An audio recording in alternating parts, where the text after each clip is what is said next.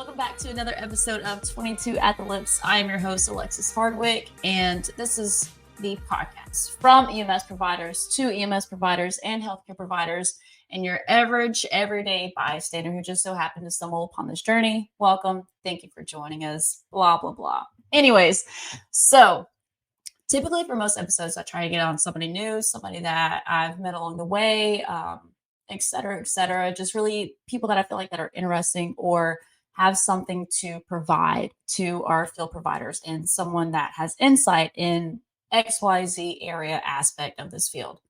However, today. I I have a returning guest for my OG listeners and anybody that's gone back through the list. I have Dwayne Prejean. He and my OG partner and one of his besties for the rest days, Logan Badgeron, had them on for like a round table panel type of setup, but Logan's too busy for us, so I figured what a guy. I figured I'd get the real one, Dwayne, back on. But But another reason Dwayne invited you on was because since our last podcast recording together, you've accomplished a big feat, FEAT. I sure did. Want me to tell you about it? Yeah, go ahead and catch us up, Dwayne. What you been working on? You guys last heard from me, I switched companies. No longer at the former company I was at. I moved to a better company where I'm pursuing my dream as a flight medic.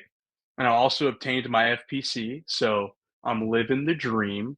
But I mean it this time, not when you guys saw me on the ground when I said it. Because it's like that, though. Literally. And if you're not familiar with this field and with working, especially on the ground and stuff like that, or you probably are in general. However, we're going to break it down for the easy peasy lemon squeezy. In EMS, you join typically as an EMT. Some cases you join as an EMR. Not downplaying our EMRs, they have their place. But you join as an EMT. You pass register for that. Then you can go on and get your EMT Advanced or EMTI, however you want to call it.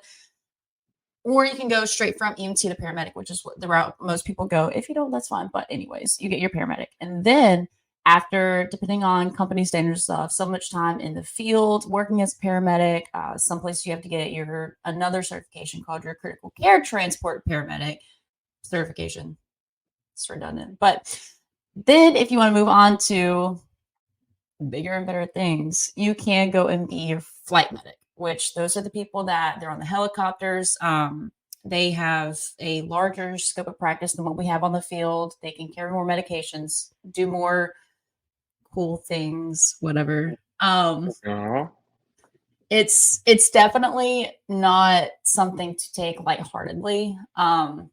Dwayne's one of the good ones that they're like, oh yeah, like if you have video, you can see Dwayne's wearing what sweatshirt you wearing?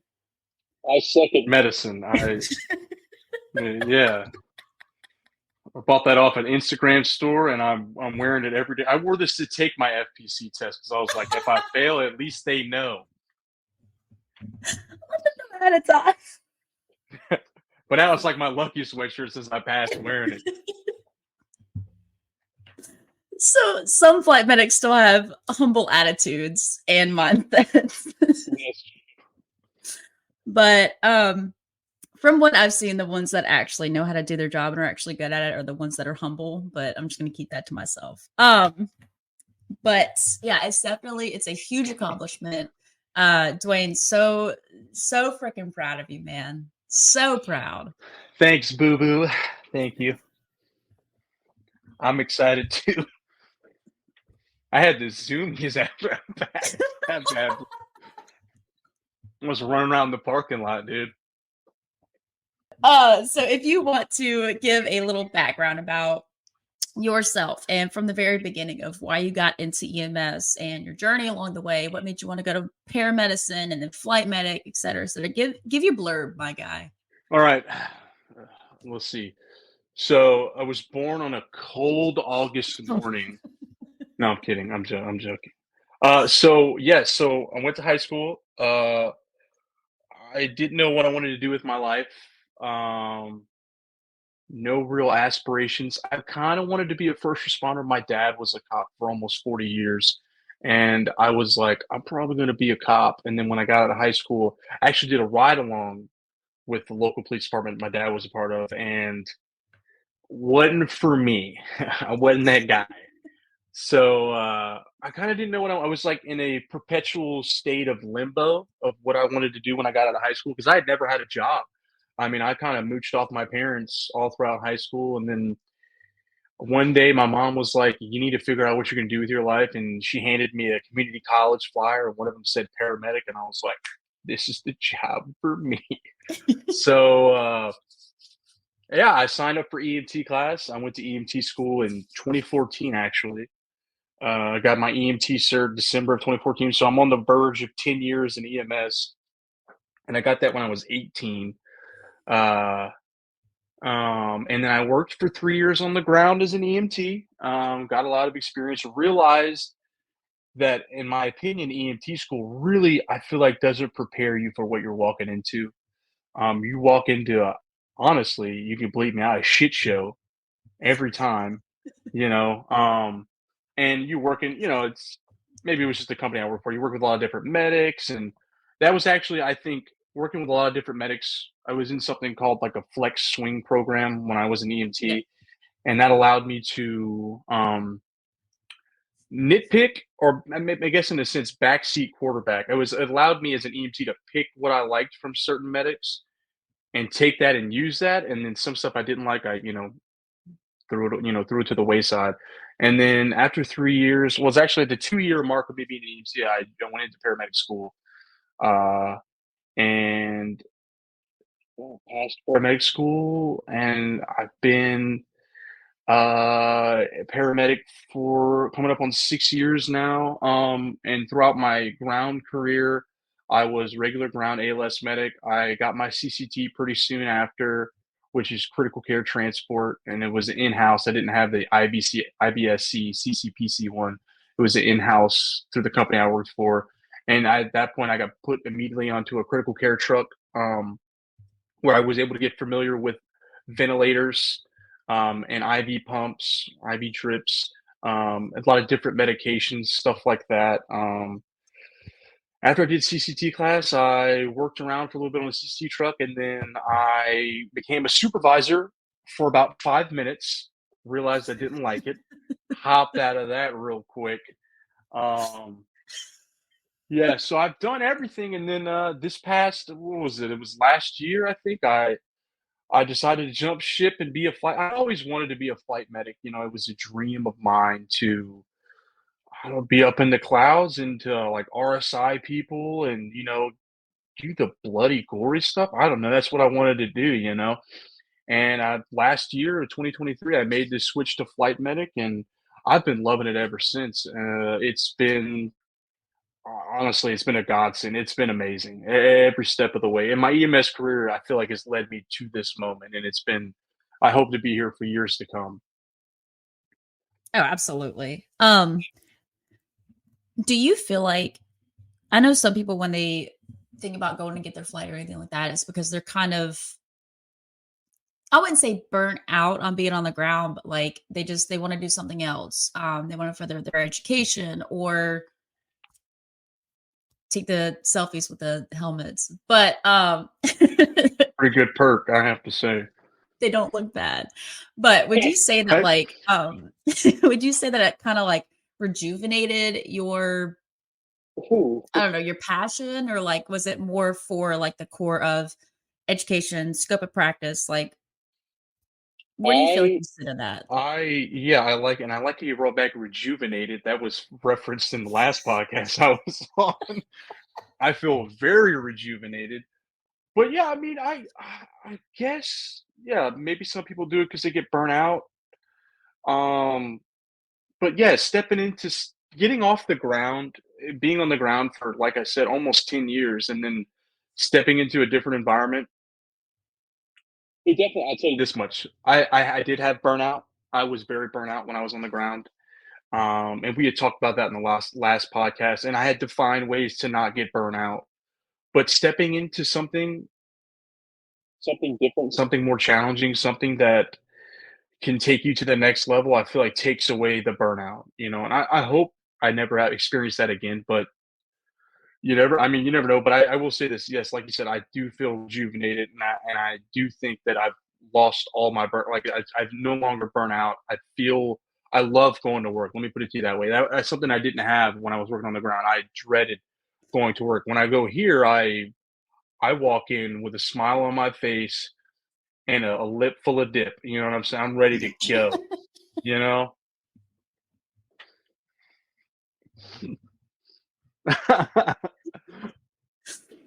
Um, yeah, no, man. Nah, I feel that. I had a patient who asked me Thursday, so our only patient for the day because we had to go to Houston. That's not the point. Um, but she asked me, she's like, "How long have you been doing this?" And I was like, this August makes then I was like, it makes 4 years. And she was like, "Oh wow, you've been doing this for a while." I said, "Ma'am, you have no idea." Like it just I don't know if it's just I don't want to say too much because I'm very much in a burnout stage right now. And Yeah. uh, Yeah. anyways, why do you feel like there was one big deciding factor on why you chose flight, or like you said, you feel like your journey kind of projected that way? Was there like a one decision or like one moment, one call? Because I know like I'm asking because for me, this could just be me, but anytime we like intercept with flight, which moving back to Louisiana, I've only done it twice. Like I've said before, I kind of want to keep it that way. No offense. Helicopters scare me, so I can't do flight. But I don't know, I hate to say it looks cool, but like it really does look so cool. And I mean, you get the critical patients, even if, and we'll talk about this, you do scene calls or interfacility, not 8 times, 7 times out of 10, your interfacilities are also like super critical sick people. So it, uh, and I've said it before, when the flight team shows up, especially on your scene calls, it's almost like a sigh of relief for us because we're like, oh, thank God, no longer my problem. Until the flight team's like, yeah, we'll ride in with you guys. Like, okay, cool, thanks. Yeah, yeah, those bastards. Those those prissy flyboy bastards, dude. Or they just don't show up because there's a cloud. But anyways, Weather, we're down for weather. There's a cloud 16 miles away. We're down for weather. I just imagine you on like onesies, fuzzy socks, popcorn in your hand, like, oh no, it might rain. Yeah, literally, we go, oh, no, we can't fly today. The wind's a little too strong.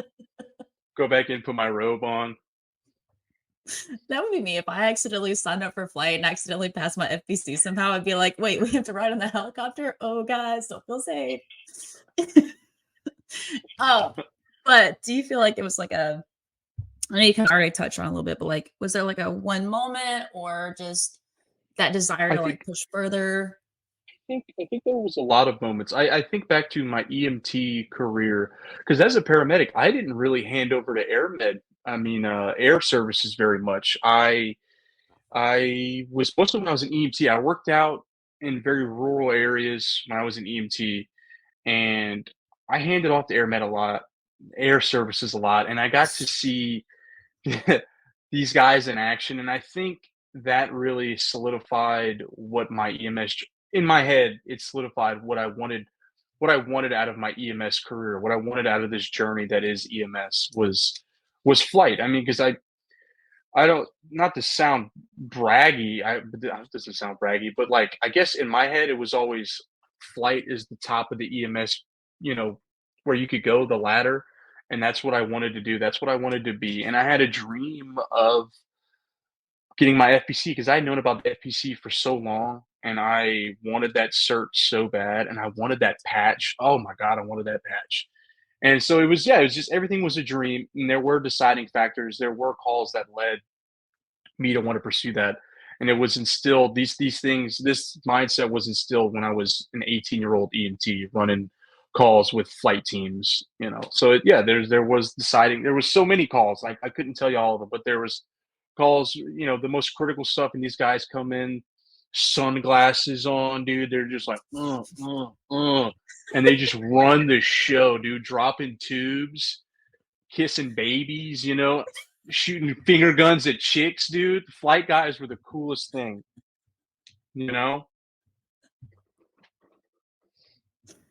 Oh, not the finger guns. Yeah, that's me, dude. I look so dumb on team, like, pew, pew, pew. Yeah, so like whenever people picture flight medics, I feel like the big picture in everyone's head is the scene calls, which, I mean, would you be honest enough to say that's why you signed up for flight, or was it also like for the interfacility? It was 100% for the scene flights. I wanted to run the worst of the worst. Which is Yeah. fair. Yeah. And depending on where you work, geographically, but also I feel like company wise, that is a big case of it. But because we live in Louisiana, another big part of it is the interfacility and going from one hospital to the next. But it's not like what we recently did on Thursday going to Houston. This patient just needs to be transported. But as far as insurance knows, that it was medical necessity. No, it really was medically necessary. Anyways, but y'all are still dealing with like patients on multiple drips and or blood hanging and or they're on a ventilator and or XYZ, etc. So do you feel like there's still, I'm trying to think of how to tactfully ask this? Is there still excitement when I run the inner facilities? Yeah.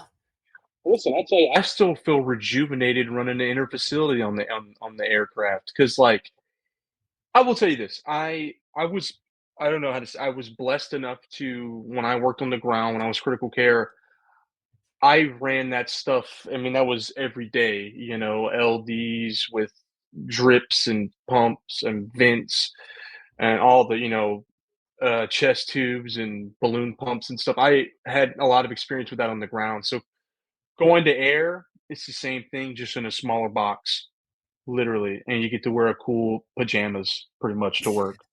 But yeah, I love the inner facilities too. And it's crazy, and I think I just love. I've come to love aviation. You know, like I love the helicopter, and I love the fact that if I was to drive from a certain place to the, you know, from the sending to the receiving by ground, it would be 4 hours. I go by air and it's like an hour 30 with a nice tailwind. You know what I mean? Like I love how fast it is. You know, I don't know. It's both the scene. I get excited for both calls. That's, maybe it's just me. Maybe I'm still, you know, I'm still green in the gills in this thing. I mean, I make a year like next month or the month after in flight, but I'm still like, I get excited. Like, what could be next? Like the other day, I took a, I took something I'd never taken before, an impeller pump. I've never taken that before. I got to experience that. I got to use that FPC knowledge. You know what I mean? So I'm always, it's like you said, I'm rejuvenated. Every day I walk in, I'm ready for any call, IFT or scene flight. I'm ready to go. I love it. I'm not burnt out on, because I used to be, you know, coming from the ground. We live in Louisiana. You're gonna run it. You're gonna run a IFT, usually, you know, an LD or something every shift, and it burns you out. And on the air, I don't know. I'm just not burnt out. I love both sides of it. Was it a big, like, I mean, I'm sure it was, but like how hard was the transition from, I mean, especially you work on the ground for so long, you know, hospitals, you know, staff, this, that, and the other, but you also know the charting, you know, where everything is at all times, you know, how the bag is supposed to look, because you Right. do your checklist inventory, not just you know where everything is. Right. Um, you know, whenever the truck is making a specific weird noise, what it means. How hard is that, like transition from that to now you have new bags, you have new equipment, you have new charting. That's another thing about flight. The charting I've heard and seen is so stupid, ridiculously. detail, but Yeah. it has to be for good reason. But how hard was that transition? It was it was rough. I guess, and it was moving from the ground after being the ground for so long to air. That was rough, and then you know, it definitely it took time. I mean, I'm still learning. Like I said, about to make a year, but I'm still learning. There's still things with the aircraft I still have to learn. I still like go out every morning and I have to go through the bag, because I still don't know it that well. I knew my ALS bag when I was on the ground so well, like the back of my hand. But now there's different things. There's so much more equipment in such a smaller area. Um, learning, and then like I move companies. There's different protocols. I have to learn protocols. That there's a big learning curve, but I had really good preceptors and a lot of people that I work with that were very helpful and they guided me in the right way. So it was a big change. It was hard. It was rough, and it took time. It's still taking time. I'm still learning, but I had really good company I worked for and really good precept. Like my preceptor, my nurse preceptor he was phenomenal. He really, slowed things down for my dumb ass.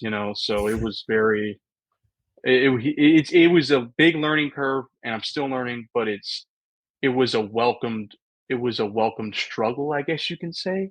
It was welcomed. I've enjoyed every minute of it, and I've enjoyed learning these new things, but it was very hard, and it still is. But I'm working on it, and I still love it. Do you ever get claustrophobic? Because that's another reason I personally can never do flight. It's a tight space. And not only that, but like when you're sitting in the ambulance, it's the captain's chair, like you have some wiggle room. Like you can kind of stretch out a little bit. You can kind of like move your arms, like whatever. In the helicopter, the patient is in your very close, intimate space. Like their head is right there.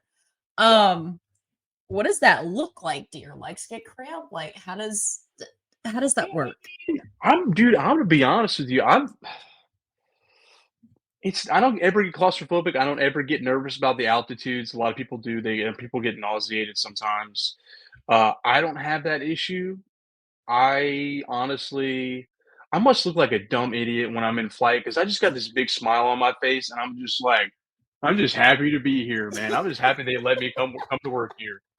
I don't get claustrophobic. I never have though. I don't know.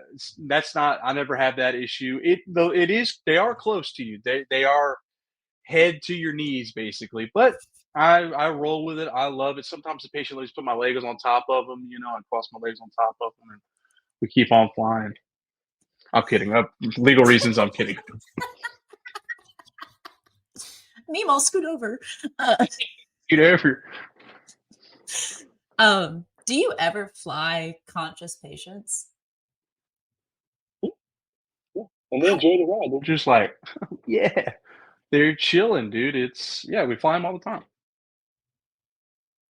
I just I I understand. get what you're saying. It's weird to think that we would fly somebody who, they call, we haul kind of thing. You know what I mean? Yeah. Well, I mean, we see it when we go to one of our biggest hospitals in Baton Rouge. Like, there are flight teams that come in with conscious patients, and it's not a matter like I'm okay. I'm not looking at it like, well, if you're awake, you're not that critical. Like one time they brought in a patient that was conscious, and I asked the team after, I was like, "What did y'all bring in?" They were like, "Yeah, he's having a widowmaker." I was like, "Oh, and yeah, it was like See, an yeah, hour flight. Yeah, it made yeah, sense, but I was also like, right, right. but I don't know. For Yeah. me, like I've not mastered. I'm pretty decent enough, good at, whatever you want to call it, like the small talk when I mean you're done asking questions and you're just monitoring till you get Right. there. Yeah. Um whatever. Like do y'all this is so stupid, but I've always wondered, do y'all do like small talk with your patients? Or is it kind of like a hey, like just calm down, relax, enjoy the view? So basically, We put a headset on them, and they can't they can't talk to us unless we plug them in and we press a mic button. So if we don't want to talk to them, we just unplug it. But yeah, no, we don't have to make small talk because it's so loud, it's so noisy, and I will say generally, majority of the time, they're probably unconscious. Like we do run a lot of critical stuff, like, but when they are conscious, we either plug up, Hey, hey, you doing okay? And they're like, "Ooh," and then we just unplug it, we let it go. I don't have to. It's not like in the back of the ambulance where I had to like, so what's your social? You know what I mean? Like we didn't have, there wasn't no small talk like that. I have this weird thing about like I'm not scared of talking to patients. Like I'm in too deep into this now, and I'm not gonna say I don't care anymore, but I'm also like I'm nosy, so I'm like, hey, was that your daughter on scene? Like, why she ask so many questions? That kind of thing. Baby daddy, what's your baby daddy doing? I used to do that. What? Dude, one time I looked at a patient, I'm like, so your husband in the car? She's like, no, that's my ex-boyfriend. I was like, and she was like, yeah, his wife doesn't know. And I'm like, oh, anyways, Oh, dude, we brought him yeah, I to the live same for that. hospital on I accident. live for the dramas. Dude, we brought her and that other guy to the same hospital on accident. We're all waiting on the wall, like for a room. And I was like, oopsie, LOL. But no, I just sometimes, honestly, it's mainly in our interfacility. Like, I ask like the HPI and like medical history, allergies, blah, blah, blah, whatever's not already on paper. But also, I'm kind of just like, all right. So with our elderly patients, what I was trying to get at, I I don't want to just, I don't know why. It's honestly, it's mainly the social security number. Like, I don't know why I feel so awkward just trying to ask people, like, what's your social? I feel like that's very invasive. Identity. Like, Yeah. I'll be asking them, like, what does your stool look like? But when it comes to social, I'm like, what's your social? But I Don't like mean to be a bother, but what's your phone number for the chart? I have stated I don't want to do flight, but what are like some tips or tricks that you would suggest to somebody who's either thinking about flight or somebody who is about to take the FPC or anything like that? Like, what's some yeah, words of wisdom to pass on? Okay, so I have a couple things. I'm gonna start kind of below the. So if you're EMT, you want to get your paramedic, you want to go to flight. I would say, I would start studying now. I wish I could go back in time and when I was an EMT and really start studying some paramedic stuff. I would say start studying now. Ask questions. Ask your paramedic partner questions um, about anything. Something I wish I would have done too. There were times where something was done in the back of the truck and I didn't know anything about it, and I never asked, and I should have. Ask your paramedic partners. Ask your supervisors. If you have any kind of medical questions, go to them. If they don't know it, hopefully they'll go to someone else. That's what I would say, and start reading stuff. Start looking into what EKGs mean. You know, start early so that you can be the best provider for your patient. Um, so that you can go into paramedic school and succeed. And for the paramedics that want to go to flight, I would preach, and it's not just me. I mean, what I did was, I'll give you some of what I did as a regular ground paramedic. I found a local critical care course, which was offered by my company that I worked at, and I did that. And I worked at that for about 3 years. But as I was doing that, and I knew the back of my mind was always going to be flight. So I was constantly researching online, YouTube videos, Reddit forums. Even Reddit is a great resource. I think people don't really know about. I was going on the Reddit forums and seeing how people were studying and how they got into flight. So I would watch YouTube videos. There's a guy on YouTube. His name's Prep Medic. He's really helpful on how to get into flight and other careers in EMS because there's other things you can do. It's a very versatile career. Um, but I found out how to take a course, and it was a course through IA Med, and it was it's called an FMP course, flight medical provider course, and it's offered to see people trying to hit their CFRN and their FPC, and actually your CCPC and your CCRN. I think that class kind of helps out in all those aspects. I would say, as a paramedic, a regular ALS paramedic, you're just out of school, I would say go buy you some books. I actually brought this so I could show. This right here is called Back to Basics. See, he's got the little FPC patch right there. That was the best study guide for people that want it because it's critical care. It's a critical care transport review. It is phenomenal. I also have this. Hold on a sec. I have the FNP study guide. This was really helpful. This was so great. This one's a study guide, and the Back to Basics is like a quiz book. So I took a local CCT course, and I took a flight FPC course. They have a few. They have IMED. They have Flight Bridge.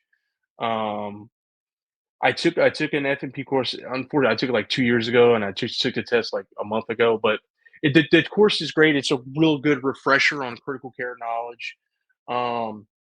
But as the ALS provider, get on a critical care truck if you have that, in your area. Learn the vent, whether it be a Hamilton, a Zoll, anything. Learn the vent. Ask questions on it, just like when you're, like I said, EMTs ask questions, paramedic ask questions to a senior provider that you have in your area who's been doing vent transfers, who knows the pump, whatever kind of pump you have, and from there, study those things, get that experience, that critical care experience, and You'll succeed. I think that anybody who, not saying follow what I just said, but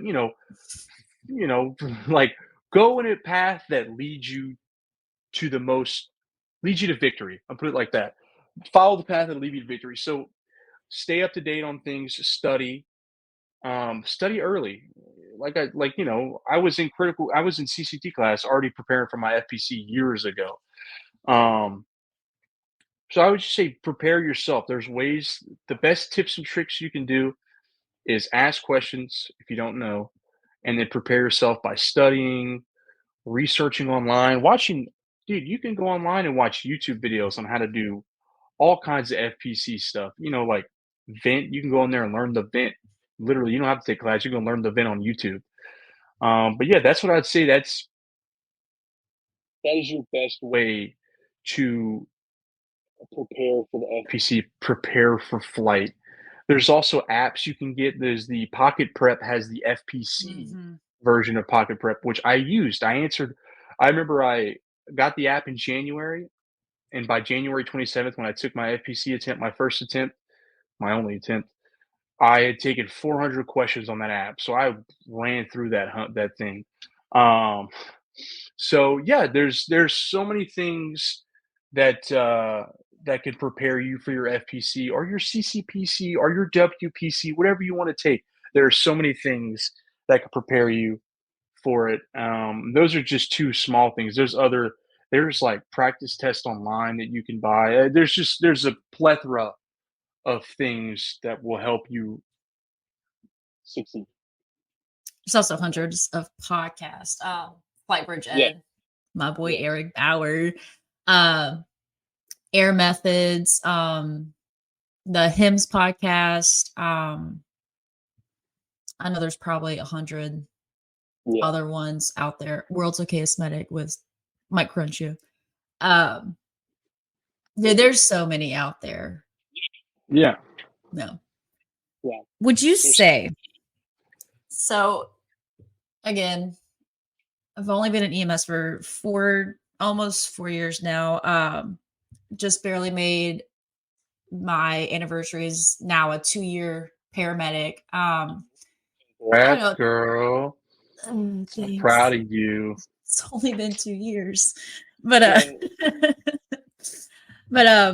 don't know, like I can think back to some very specific calls where either the nature of the call or the age of the patient or whatever it is, or things that just suddenly took a turn on the way to the ER or after we got to the ER. And I'm like, oh God. Things that just really made me sweat. And I can think of patients that I've looked at and I'm like, hey, I don't sweat very often, but I just want you to know, like, we're very concerned right now because I don't have a good poker face. But like patients that just like, or calls and stuff that really just made me think, made me have to act quick on my feet, brought back, I had to dust spider webs off of what rhythm is this, just being quite frank. But so I mean there are calls like that, but then like we just load them up, we do our things on the way, and then we drop off to the ER. You guys, however, are thousands of feet in the air. And by all means, and as pretentious as this sounds, you guys are the highest level on the ground. Like y'all are it. Yeah. Have you faced any of those kind of calls yet that like after the call you're just kind of like, oh dear God, and I'm not talking like trauma, like we're not trying to dig things up. But like things that just like you're like, wow, I need to study this more, or gosh golly, I guess I don't know everything. Because I know, especially like on the ground, you'll get those, but I feel like there's a different level whenever it's in the air and you. Yeah. There's it's there, like I talked about the impella like the I will say this, the hardest thing that I've had to overcome is the stuff like the nursing side of it, because I think there's a certain mindset that you have to have when you go into flight, Hymns. is you kind of, because it's usually a paramedic and an RN. And I've learned, at least from the training I've had at this company, is that I kind of have to change my mindset a little bit. Sometimes my mind's like, both the nurse has to change their mindset into a medic mindset, and my mind has to kind of go into a nursing mindset. And that actually helps out when you take the FPC, because there are a lot of things. What I'm talking about is like, we've taken flights that have these advanced monitoring things like a balloon pump, or like an impella, Swan Gans, stuff like that. That wasn't taught to me in paramedic school. I didn't have that on the ground. You know what I mean? Like, yeah, taking a balloon pump, but a nurse rode in with me when I was on the ground. And now I had to learn it for my test, and now I have to use it. So there are times when we'll finish running a call like that, and I'll go pull up my study guidebook, and I'm like, dude, I got to review, because I was looking at these waveforms, and I was like, I don't know what's going on. So yeah, there are. It's not. It's I haven't faced like a scene flight type of call like that yet, because I was, in 10 years, I'm fortunate enough to have run quite a few things. But on the critical care side, there are things that I'm like, quite often I have to pull up, me and my nurse partner, we'll pull up something and we'll review it, because we're like, oh, we don't know about that. There's a certain time, we RSI somebody, and maybe we do have video laryngoscopes, but sometimes the tube doesn't go in there well, because of the anatomy, the Malapati score, just things like that. So yeah, there are times where I have to go review. Even when I was on the ground, I did that, but here it's a different beast with the critical care aspect of it. So yeah, I've run into that quite a few times, where I have to go, like, decompress after the call and really talk about, hey, I need to review this and get it in my head. You know what I mean? I've run into it quite a few times now, and it's a good learning experience for sure. Do you ever have days where you have imposter syndrome? Because like this could just be me. I feel like if I got the flight patch and whatever, I would feel like, like, man, I arrived, but I also would look in the mirror and be like, who got you here? Like, who allowed this? Like, It's crazy you say that, because that was something that everybody told me. As soon as I got there, I started having it. I was like, I'm too dumb for this job. I was like, because it happened. I had it. I still have it. I still am like, times I run something or we fly something, or one of the, because nurses, those guys, they'll ask me a question, I'll be like, crap, I'm dumb. Like, there's just, there are times where imposter syndrome runs. I think it ran rampant for me throughout my training, being in flight, and it's still there. It's helped out that because I didn't have my FPC when I began my flight career. They allowed me to work for a while before I had to obtain it. It was real bad before I had my FPC, and now that I kind of passed the test and I passed on the first attempt, it kind of lightened the load of that imposter syndrome. But I still get it; it's still there. I don't think it'll ever go away. I had it a little bit on the ground too, and I had been on the ground for like 6 years before I moved to the air. I think that's just something we as people deal with, part of our crippling anxiety. I just think that that's something we have to, we'll get over, or we just, we don't we let it be a second thought, and we just keep moving forward, but it's still there. I still have it. And I probably still will have it throughout my flight career. But yeah, it's there, and I honestly kind of like it because it kind of pushes me to try to learn, to try to be better. You know what I mean? To be the better version of myself. So yeah, it's a thing, but I welcome it, not in a cocky sense, but in a I want to be better for my patients. Yeah. Dude, it's hard whenever like you have the imposter syndrome and then you have that challenging call or that call that like you just brain dump and you can't think of like what dosage or whatever it is. It's like your patient presents with 50 different differentials and you just have to like kind of sit back and be like, oh man. But it's also hard when you leave the call and you're like, I don't even know where to start on how to do better on this one. Right. I get it. So we already kind of touched on it. Which do you prefer, scene or IFT? And this just comes from, I don't know, maybe who I am as a person. I'm a scene guy. I like the not knowing what you're walking into. I like just the adrenaline rush of what a scene flight is, and not having to. I don't know. Sometimes something about IFTs having to walk into a hospital and then walk out and then walk back into another one. I don't know, dude. It gives me anxiety. So yeah, I'm a scene flight guy through and through. I remember my first interaction, and I feel like when I think back to this moment, I just put like you in the memory now, but what was wrong with the patient? I think they might have been having a stroke. We were flying somebody out and the flight team was meeting us like on the ground, in the field, whatever.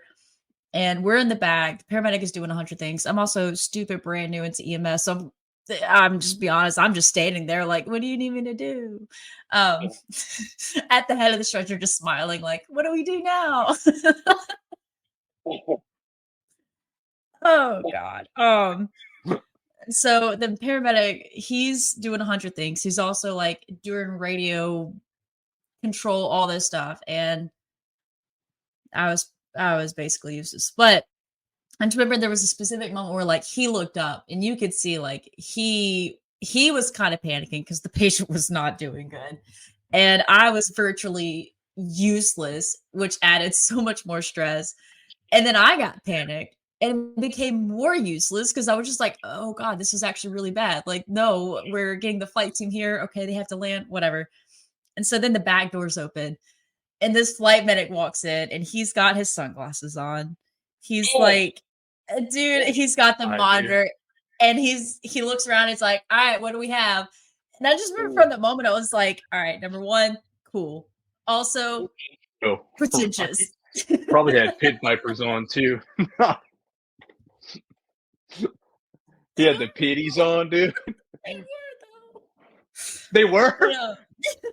Absolutely were. Sure that wasn't me because I wear my pit vipers to work. That sounds like the douchiest thing ever, but yes, I wear my pit vipers to work.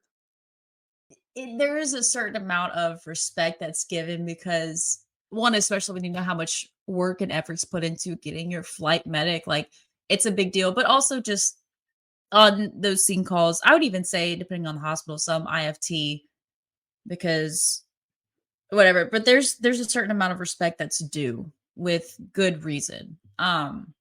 Even like I'll hear stories and I've seen it firsthand. You have these Teatoning hospitals that have these stupid critical patients. The flight team gets there and nothing against getting your MD, nothing against any of that. But sometimes the flight team is the most, what's the word? They're the ones that are the only ones qualified to give care. So yeah, I don't know. I could never do flight. That's just me. I hate helicopters. I hate flying. I've made a 24-hour road trip because I didn't want to fly on an airplane.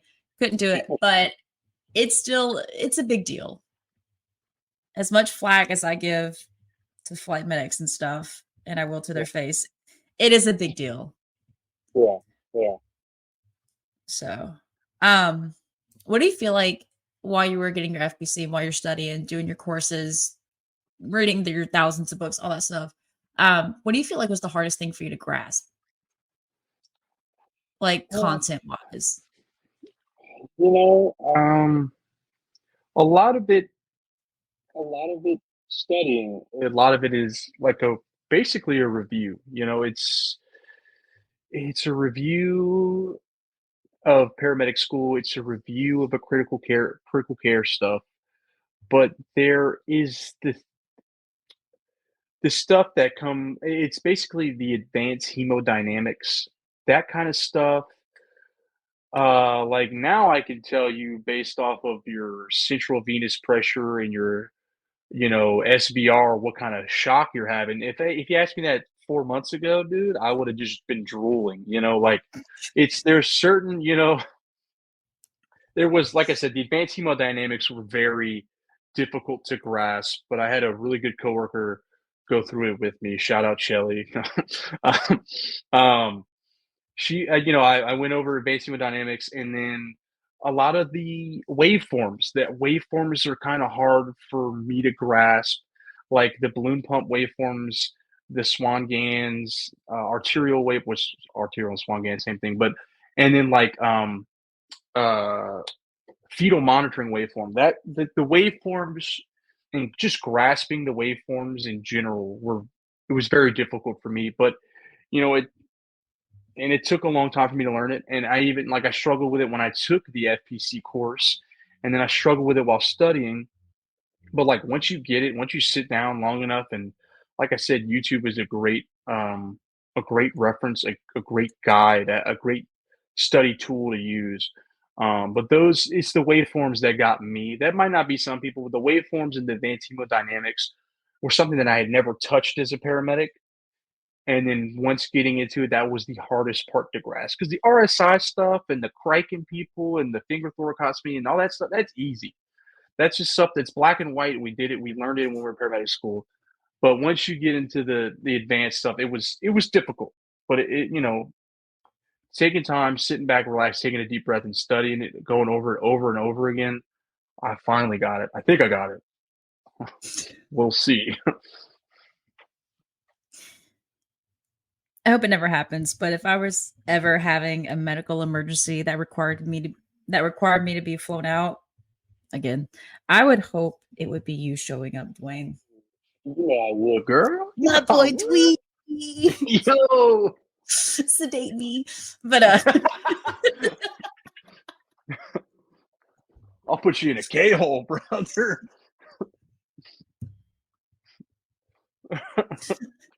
Oh no, she's combative. 500 ketamine. Yo. Oh no, she's not breathing. No, I'm just kidding.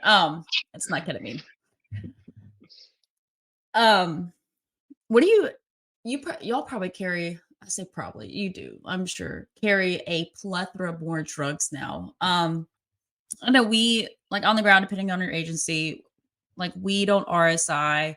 My heart will always go to ketamine and solumedrol. I'm not putting everybody down a K-hole, but when I need it, Big Mama comes in Kush, Lama solumedrol, XYZ, whatever.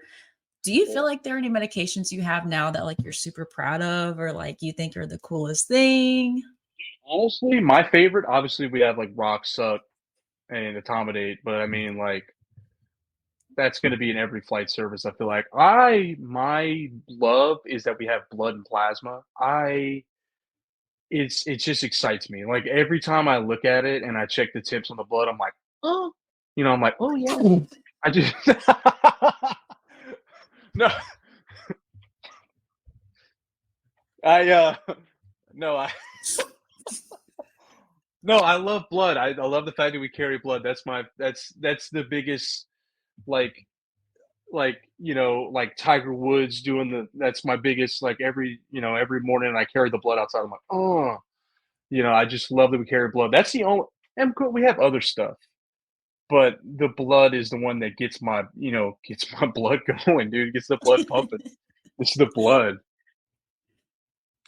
Speaking of RSI, I know like we were taught etomidate before succinylcholine, whatever. I know there's a bunch more studies about ketamine, intubation, blah blah blah. Yeah. For you, what's your cocktail? Like, what in your ideal dream setting? What do you go for? Which is dependent on hemodynamics. I get it. Right. It's like, okay, if it's an asthma patient, I'm gonna tell you this. I'm probably never gonna use SUPS. SUPS has a lot of contraindications.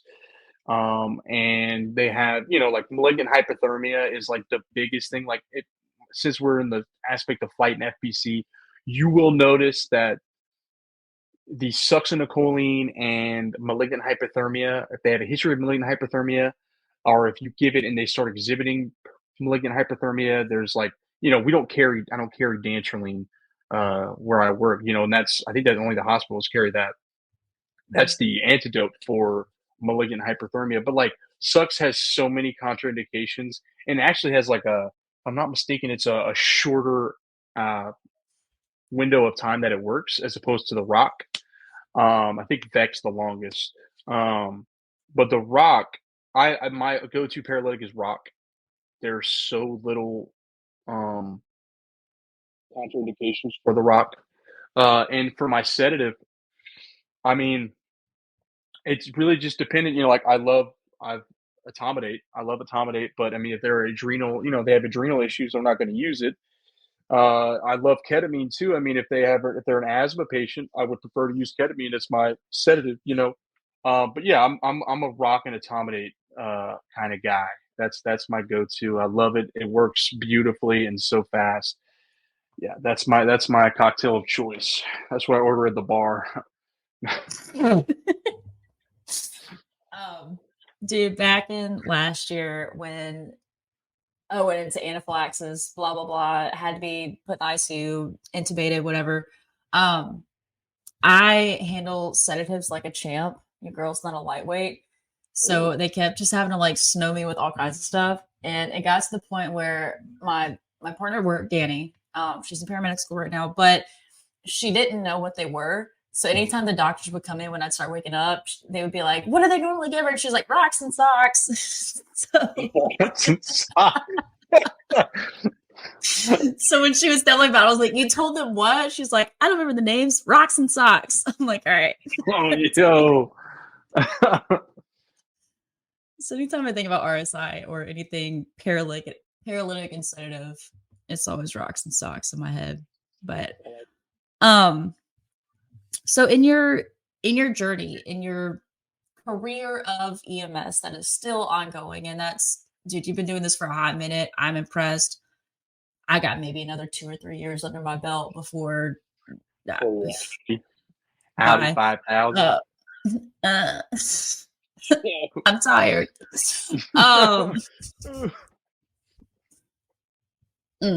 But what's like a big piece of wisdom or advice or something you've learned along the way, whether it's how to stay in the field, prevent burnout, or how to enjoy your shift, or like what is something that you've learned that like you feel like people should know, whether they want to get in this field or they're just trying to stay in this field? Same. What? I don't know. I feel like my biggest piece of advice would be, and this is just how I've done my career. I feel like just never stop learning. That's the biggest thing. That piece of advice was actually handed down to me by a flight medic that I respect and somebody I've modeled my career after. Is never stop learning, but also never stop trying to do different stuff. Like I've talked about, my career's just been like this continual. I mean, it was EMT school, it was paramedic school, then it was immediately CCT school, then it was immediately I was supervisor, and then boom, I'm in flight. Like you stay in a state of burnout when you're doing, and some people can't go to flight, some people don't want to, but I think that there are other opportunities. There are other, like I said, it's such a versatile career, I would say explore other options because there's so many things out there. There are web forums out there where you can go be a paramedic at a music festival and make so much money and probably start loving your job and loving what you do. Um, yeah. I think that it's like I said, there's so many things that you could, even in your own company that you're working at right now, you could try to go into, being a supervisor. Wasn't for me, might No. be for you. You can go into education. A lot of people like those who can't do teach. No, sorry. Okay. No. Okay. From a former English teacher. Kidding. So, Yeah, you said that to me like twice. I've made that joke twice on this podcast. No, you can go into teaching. There are so many options, but also if you're on the truck and you want to stay on the truck and you're burnt out, I mean,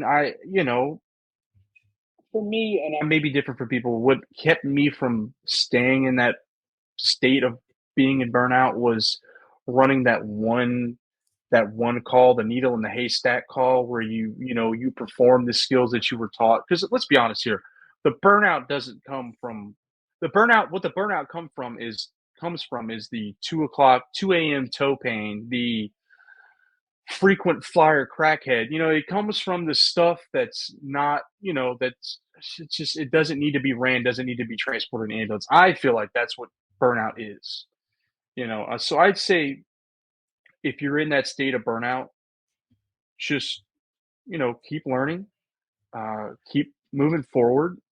There are other options. Look for something else in EMS.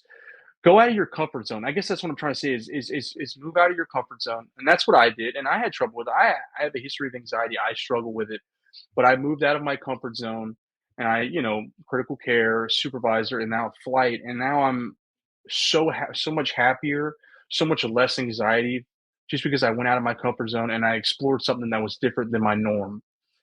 So that's the best advice I can give to someone who's struggling with burnout in any field, honestly. So yeah, that's what I would say. yeah. Yeah, it's a struggle, and I always say, like, if you've been in this for 6 years and blah blah blah, you're burnt out.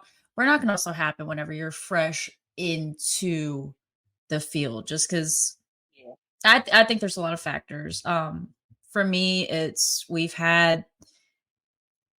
I in my career personally, like, I go from, like, I'm a pretty, like, white cloud, whatever. I'm a pretty good white cloud, and then I get hit for like 2 or 3 weeks with nothing but just like, bro, like, these calls that make me think and make me sweat, and I end up Mhm. covered in bodily fluids of all sorts. Yeah. So for me, like, I'm in that span of 2 weeks, and I think what started it right now is I brought this post cardiac arrest resuscitation patient, like, got pulses back. Cool. Love that. I couldn't get a 12 lead because I'm in the back with this volunteer firefighter. No offense to our volleys, but volunteer firefighter who's like putting his entire body into bagging this patient. I don't have a tube because the patient's anatomy. I'm trying to get a 12 lead. I don't know where I'm at. I said, wherever is our closest hospital, just let me know. Let's go. Never could get a 12 lead. Barely got a blood sugar. Like that scenario. Yeah. And I got fussed at because I brought up to that patient versus one that was a little further away that had a cath lab. Warranted, understandable, yeah, but also like that was like, and it's great. I'm gonna shut up before I say too much. That's like our fourth one in the span of like a week. So cool, but also like I'm exhausted. Like it's great, Yeah. but I'm tired, man. Like I'm tired of this. Grandpa. too dang bad. Anyways, I don't know. But yeah, like kind of just getting that rejuvenation back. I feel like a big part of it is also like finding your passion and like in this field and really digging into it, whether, like you said, it's teaching, whether it's figuring out what's next, whether it's the different avenues of what this field entails. Cause it's not just kind of like what was my mission statement whenever I first started this podcast. It's not just you get your cert, you get your patch, get on the truck, but there's so many different fields or different areas. Yeah, different areas. And even still, just because you get your patch, and Dwayne, you're living proof now, just because you get your EMT or paramedic patch doesn't mean that there's bigger and better things waiting for you on the other side. Yeah. With your pit vipers. The pity's on, bro. Under my helmet. But Dwayne, if there is any advice, any tips, tricks, anything that you want to leave with the people, what you got? Like I said, look, keep learning, keep pushing forward. You never stop learning, because there's always something else to learn. Something's changing. Medicine's always changing. And follow, like you said, follow your passion, find your passion, follow it. And just, if you're in that state of burnout, reach out to friends, and find something, I don't want to say find something different, but, find, there are other options in EMS. There's so many things you can do with these patches that we have, these certs. Find something that takes the burnout away. But yeah, that's about it. And for people that want to pass their FPC, I promise you it's doable. If I can do it, anyone can do it. Okay. Study these, you don't have to study these exact books, but go, research, find what you need to study, find what you want to study to pass, and you will be successful. If you give it some time, I feel like anybody can be successful. And that's about it. Dwayne doesn't give himself enough credit. He is incredibly smart and whatever. But I'm too, bro. But Dwayne, I appreciate you. Like I said before, dude, I'm so proud of you, man. I'm stoked for you. I think you're gonna do awesome. There's a lot of, I don't say this slightly, there's a lot of people, not just in the flight industry, but in the EMS industry in general, that like, their name because they've proven themselves, not because they feel like they had to, but just because of whether it's their reputation or like what they have provided to the field and insight. You're one of them, my guy, hands down. Oh man, I appreciate it. Well, listen, I loved coming on the podcast. I've had so much fun. I haven't laughed this hard in a minute, so I appreciate you, and I can't wait to hear it. And I can't wait to hear all the other episodes. So thank you so much. So, Dwayne, appreciate you. If that's all you got, that's all I got. And as I end every single episode, so with that. The 22 at the Lips podcast is designed to support, not replace, the relationship that exists between a practitioner and his or her medical director. The views and opinions expressed in this podcast are those of the host, guest, and not necessarily of Master Medics. The information provided during this podcast is intended for educational and informational purposes only. It is not a substitute for your approved protocols.